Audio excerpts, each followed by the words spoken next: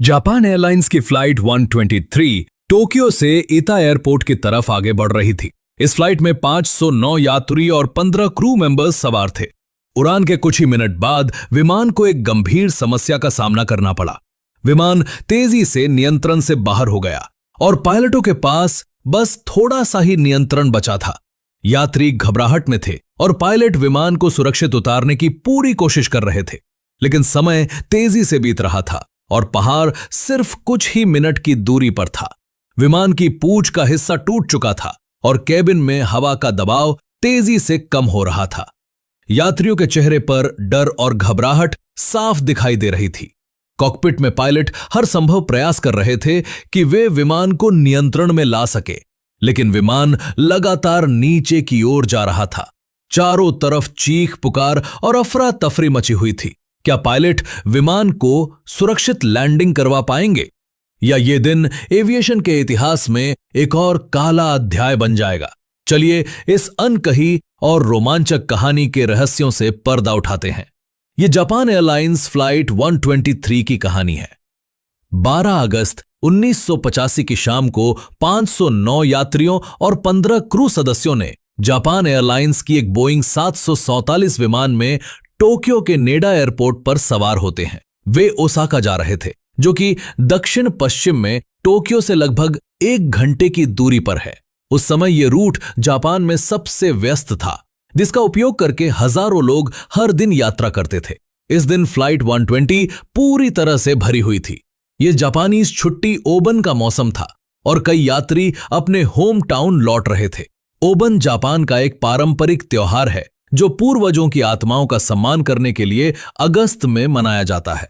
इस दिन लोग नृत्य करते हैं, मंदिरों में प्रार्थना करते हैं और अपने पूर्वजों की कब्रों की सफाई करते हैं। यह समय परिवार के पुनर्मिलन का होता है। वे ये नहीं जानते थे कि वे जिस विमान में सवार हो रहे हैं, उस विमान में एक गंभीर कमजोरी छिपी हुई है, जो वर्षों से बिना किसी की नजर में आए कैंसर की तरह बढ़ रही है। आज उड़ान के कुछ ही मिनटों बाद यह कमजोरी अपने चरम पर पहुंच जाएगी। यह उड़ान पायलट के लिए एक विशेष अवसर था। कैप्टन की सीट पर 39 वर्षीय फर्स्ट ऑफिसर यूता सासाकी बैठे थे। वे इस उड़ान में कैप्टन के रूप में काम कर रहे थे, जबकि सामान्य रूट के बजाय समुद्र के ऊपर से उड़ान भरने का फैसला किया। यह उड़ान बहुत छोटी थी, इतनी छोटी कि जैसे ही यह 44,000 फीट की क्रूजिंग ऊंचाई पर पहुंचेगी, ये फिर से उतरना शुरू कर देगी। शाम के 6+1 पर फर्स्ट ऑफिसर सासाकी ने विमान को रनवे के साथ लाइन में लगाया और टेक ऑफ पावर लगाया। कुछ ही पलों में विशाल जेट और उसमें सवार 524 यात्री और क्रू सदस्य हवा में थे। फ्लाइट 12 टोक्यो बे के ऊपर से चढ़ाई करते हुए ओसाका की ओर धीरे धीरे मुड़ रही थी। पहले कुछ मिनटों में सब कुछ योजना के अनुसार चला। इंजन द्वारा लाया गया हवा केबिन में फेड किया जा रहा था, ताकि केबिन के अंदर का एयर प्रेशर बाहर के एयर प्रेशर से अधिक हो सके। जैसे जैसे विमान चढ़ाई कर रहा था, वैसे वैसे बाहर की हवा पतली हो रही थी और केबिन के अंदर की हवा और बाहर की हवा के बीच दबाव का अंतर बढ़ता गया। कॉकपिट में फ्लाइट इंजीनियर केबिन के दबाव की निगरानी कर रहे थे, ताकि यात्रियों के लिए हवा सांस लेने लायक केबिन में बनी रहे। लेकिन उन्हें और विमान में मौजूद किसी को भी ये नहीं पता था कि विमान के पिछले हिस्से में मौजूद बल्कहेड, जो केबिन की प्रेशराइज्ड हवा को केबिन से बाहर निकलने से रोके रखता है, वो काफी कमजोर हो चुका था। वर्षों पहले ओसाका में उतरते समय विमान की पिछले पर जोरदार झटका लगा था, जिससे इस बल्कहेड में क्षति हो गई थी। क्षति इतनी बुरी थी कि विमान को कुछ दिनों के लिए फ्लाइट भरने से रोक दिया गया और व्यापक मरम्मत की गई। लेकिन बल्कहेड की मरम्मत सही तरीके से नहीं की गई थी, जिसके कारण इस घटना के बाद हर उड़ान के दौरान जब भी विमान चढ़ाई करता था, तब केबिन के अंदर की हवा बल्कहेड को लगातार दबाती थी, जिससे छोटी छोटी दरारें और बढ़ती जा रही थी। और अब लगभग 1200 उड़ानों और भट के 11 साल बाद जब विमान प्रशांत महासागर के ऊपर ऊंचाई पर क्रूज कर रहा था, तब यह बल्कहेड विध्वंसकारी तरीके से टूट जाता है। जो कुछ भी अब आप देखने वाले हैं, वो इस उड़ान की यात्रा का एक पूरी तरह से सटीक पुनर्निर्माण है। विमान की स्थिति और गति, साथ ही आप जो ऑडियो सुनने वाले हैं, उसे इस उड़ान के फ्लाइट डेटा रिकॉर्डर से सीधे लिया गया है। जैसे ही केबिन में मौजूद प्रेशराइज्ड एयर ने खुद को बाहर निकालने के लिए रास्ता बनाया, वैसे ही हवाई जहाज के पिछले हिस्से में मौजूद कमजोर हुआ बल्कहेड एक धमाके के साथ विमान से अलग टूटकर निकल जाता है। केबिन के कई बार विमान को सीधे पंखों के स्तर पर लाने की कोशिश की, लेकिन वे हर बार नाकामयाब साबित होते हैं, क्योंकि विमान की हाइड्रोलिक सिस्टम जो फ्लाइट कंट्रोल को शक्ति देती है, उसने दबाव खो दिया था। जिसका मतलब यह है कि पायलट केवल विमान को इंजन के जरिए ही कंट्रोल कर सकते थे। फ्लाइट इंजीनियर ने देखा कि सभी हाइड्रोलिक सिस्टम्स कुछ ही सेकंडों में पूरी तरह बेकार हो गईं। कैप्टन ने फ्लाइट इंजीनियर से पूछा कि क्या वास्तव में हाइड्रोलिक प्रेशर शून्य हो गया है? सबसे बुरा सपना सच हो गया था। सभी संकेतक शून्य पर थे। हाइड्रोलिक पावर चले जाने का मतलब था कि पायलट के नियंत्रण अब बेकार हो गए थे। चाहे वे कितना भी कोशिश करें, विमान को ऊपर नीचे या बाएं दाएं घुमाया नहीं जा सकता था। और जहां तक टेल में मौजूद रडर की बात है, वो भी पूरी तरह से विमान से अलग हो चुका था। पायलट अब अपने ही विमान में यात्री बन गए थे, क्योंकि वे अब चाहते हुए भी इस विमान को कंट्रोल नहीं कर सकते थे। एयर ट्रैफिक कंट्रोल ने क्रू को रडार वेक्टर देने की पेशकश की ताकि वे एयरपोर्ट के तरफ लौट सकें। एयर ट्रैफिक कंट्रोल के लिए यह पहला संकेत था कि ये एक गंभीर आपात स्थिति है। ये सिर्फ एक खराब इंजन या बीमार यात्री के साथ लौटने वाला विमान नहीं था, बल्कि ये विमान पूरी तरह नियंत्रण से बाहर हो चुका था। आमतौर पर विमान का टेल, फिन या वर्टिकल स्टेबलाइजर हवा में विमान को स्थिर करता है, लेकिन वर्टिकल स्टेबलाइजर के विमान से अलग हो जाने के बाद फ्लाइट 12 एक पत्ते की तरह हवा में झूलने लगती है, जिसे डच रोल कहा जाता है। इस हलचल ने यात्रियों को उल्टी का एहसास कराया। यात्री दहशत और दबाव की कमी के कारण बीमार महसूस करने लगते हैं। रडर के ना होने का कारण विमान को सही दिशा में नियंत्रित करना बहुत मुश्किल हो जाता है, क्योंकि रडर विमान को स्थिर करने का काम करता है।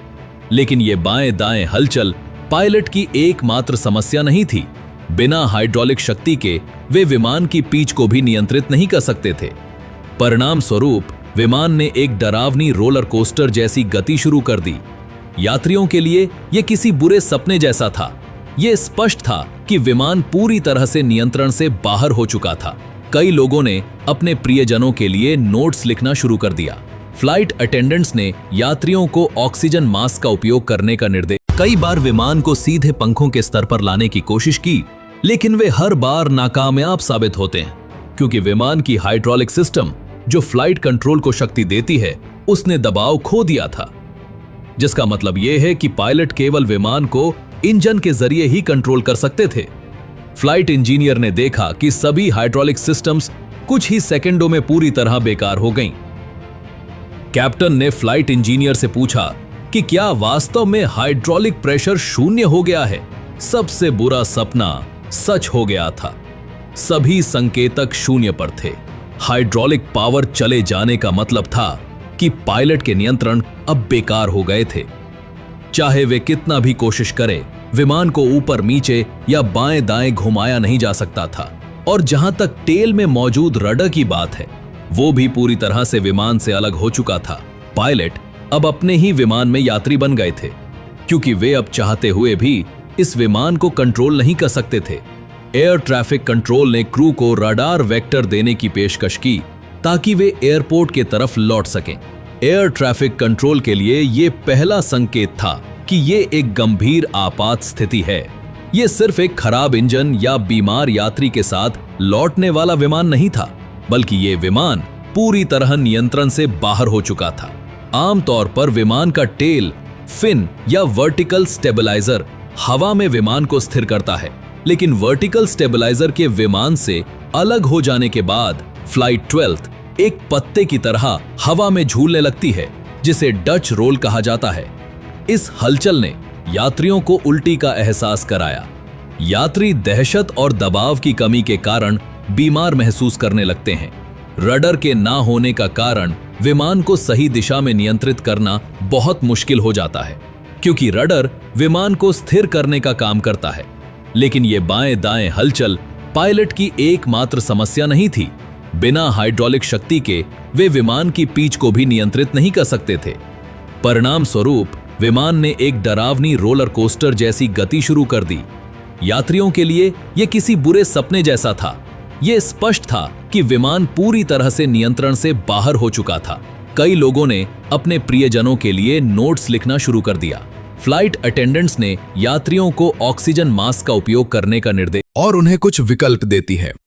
उपकौर ने फैसला किया कि वो नागोया के बजाय हनेदा एयरपोर्ट लौटना चाहेंगे, जो कि पास में था। हदा एयरपोर्ट बड़ा था और वहां अधिक आपातकालीन सेवाएं थी।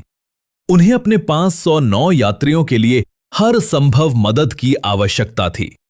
कंट्रोलर ने कैप्टन की आवाज में तनाव सुना और उनकी कार्यभार को हल्का करने के लिए उन्हें जापानी में बात करने की अनुमति दी। इस बीच फ्लाइट इंजीनियर ने इंटरफोन के माध्यम से विमान के पिछले हिस्से के बारे में फ्लाइट अटेंडेंट से बात की। वे ये जानने की कोशिश कर रहे थे कि क्या हुआ था। इस समय तक पायलट को विमान को हुए नुकसान के बारे में कुछ भी नहीं पता था। फ्लाइट अटेंडेंट ने फ्लाइट इंजीनियर को बताया कि विमान के पीछे का हिस्सा क्षतिग्रस्त हो गया है। उन्होंने ये जानकारी पायलट को दी और बताया कि यात्री अपने ऑक्सीजन मास्क पहन रहे हैं, लेकिन दोनों पायलट ने कोई प्रतिक्रिया नहीं दी। इस समय तक वे स्थिति बेहद गंभीर थी। मानव मस्तिष्क शरीर के वजन का केवल 2 स्प्रा होता है, लेकिन ये 20 स्प्रा ऑक्सीजन का उपयोग करता है। मस्तिष्क का सबसे संवेदनशील क्षेत्र ऑक्सीजन की कमी के लिए कॉर्टेक्स है, जो मस्तिष्क की सतह पर पतली कोशिकाओं की परत है। यह मस्तिष्क का हिस्सा समस्या समाधान और जटिल कार्यों को करने के लिए जिम्मेदार होता है, जो कि पायलटों को इस आपातकाल में करने की आवश्यकता थी। फ्लाइट इंजीनियर ने कैप्टन से इमरजेंसी डिसेंट को शुरू करने के लिए कहा।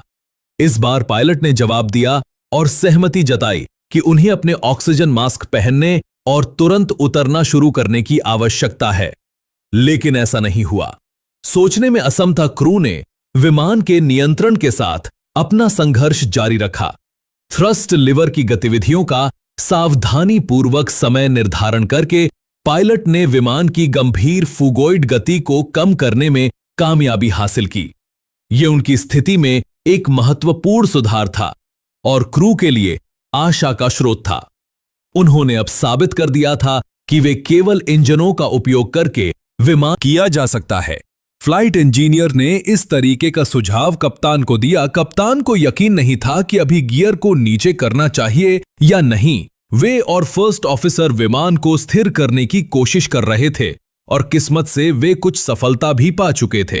पायलट ने वैकल्पिक गियर एक्सटेंशन विधि आजमाई। धीरे धीरे 747 का विशाल लैंडिंग गियर नीचे गिरने लगा।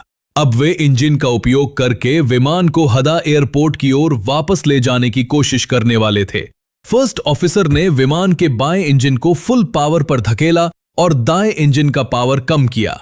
विमान एक तरफ से दूसरी तरफ झूलता रहा, लेकिन धीरे धीरे विमान टोक्यो की ओर मुड़ने लगा। जैसे ही विशाल विमान ने अपना मोड़ लिया, टोक्यो कंट्रोल ने फिर से चालक दल से संपर्क करने की कोशिश की, लेकिन चालक दल ने कोई जवाब नहीं दिया।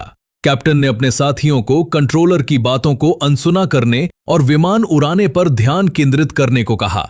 इंजन की शक्ति को कम करके और गियर को पूरी तरह से बढ़ाकर विमान आखिरकार उतरने लगा। टोक्यो छोड़ने के बाद पहली बार विमान अब 20,000 फीट नीचे पहुंचा था। कुछ और 1000 फीट नीचे हवा में पर्याप्त ऑक्सीजन होगी ताकि पास सांस ले सकें। इस बिंदु पर वे शारीरिक और मानसिक रूप से थके हुए थे और हाइपोक्लोरेमिक की ओर जाने के इरादे से शुरू किया था, वो अब पूरी तरह से जारी रहा। कैबिन में यात्रियों की ऑक्सीजन सप्लाई समाप्त होने लगी थी। अगर पायलट विमान को जल्द से 10,000 फीट पर नहीं ला सके तो वे भी हाइपोक्लोरेमिक में था, लेकिन इसके बारे में कुछ करने वाले केवल कॉकपिट में 3 लोग थे और वे भी मुश्किल से टिके हुए थे। जैसे जैसे विमान नीचे उतरता गया, हवा में ऑक्सीजन की मात्रा बढ़ने लगी।